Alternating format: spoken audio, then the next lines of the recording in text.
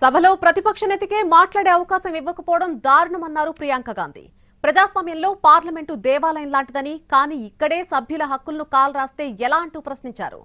Public source లో ఉన్నదాన్నే రాహుల్ ప్రస్తావించారని, అందులో తప్పేంటిని అడుగుతున్నారు Priyanka Gandhi.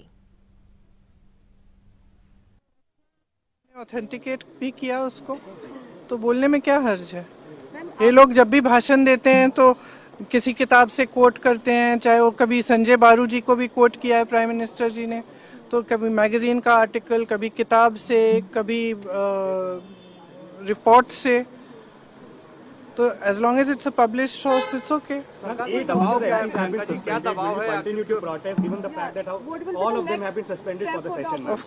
Of course, because please understand, this is not just a case of the leader of the opposition not being allowed to speak. This is a fundamental issue of democracy and of the way the parliament works. ये जो संसद है, ये मंदिर है लोकतंत्र का। इसमें पूरे देश की आस्था है। देश का एक एक नागरिक इसमें आस्था रखता है। किस चीज में आस्था? लोकतंत्र में आस्था। लोकतंत्र का मतलब क्या है? कि सबका एक्सप्रेशन होना चाहिए, जो भी है उसकी चर्चा करनी चाहिए। और ये परंपरा भी रही है। ऐसे कोई बात नहीं है कि कभी चाइना पे चर्चा नहीं हुई है, कभी फॉरेन अफेयर्स पे चर्चा नहीं हुई है, कभी पाकिस्तान पे चर्चा नहीं हुई है। इन चीज़ों पे चर्चा हुई है, हमेशा खुल के हुई है। और चाहे विपक्ष हो चाहे सरकार हो, सबने अपना पक्ष रखा है। तो अपना पक्ष रखने में क्या मुश्किल है? ये लोग डर रहे हैं कि क्या बातें निकलने वाली हैं, बस ये डर रहे हैं। उन्होंने इस पुस्तक को प्रकाशित होने नहीं दिया है, जहाँ तक मेरी जानकारी है।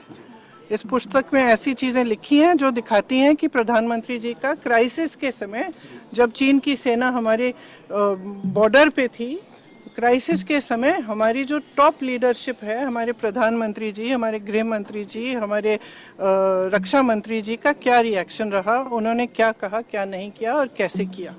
तो एक तो ये बहुत स्पष्ट दिख रहा है कि इनका और इनकी सरकार का चरित्र क्या है, कि जब देश पे हमला हो रहा है, देश के बॉर्डर पे चाइना के ट्रूप्स आ रहे हैं, तब इनका क्या रिएक्शन है, ये स्पष्ट है। दूसरी बात ये है कि एप्स्टीन की फाइलें निकली हुई हैं, उसमें तमाम चीज़ें हैं कि किस तरह से सरकार ने उनको कांटेक्ट किया। वो कॉन्विक्टेड सेक्स ट्रैफिकर हैं, कॉन्विक्टेड चाइल्ड सेक्स ऑफेंडर हैं, तो उनका क्या इस्तेमाल हो रहा था, उनके द्वारा सरकार क्या चर्चा करने जा रही थी अमेरिका की सरकार के साथ, ये सब चीज़ें हैं। अब ये भी ऑथेंटिकेटेड डॉक्यूमेंट्स हैं, यूएस डिपार्टमेंट ऑफ जस्टिस के डॉक्यूमेंट्स हैं। तो अगर इन चीज़ों पे चर्चा नहीं होगी इस सदन में, तो फिर किस पे होगी? कल तो उन्होंने ऑथेंटिकेट भी किया उसको, तो बोलने में क्या हर्ज है। ये लोग जब भी भाषण देते हैं तो किसी किताब से कोट करते हैं, चाहे वो कभी संजय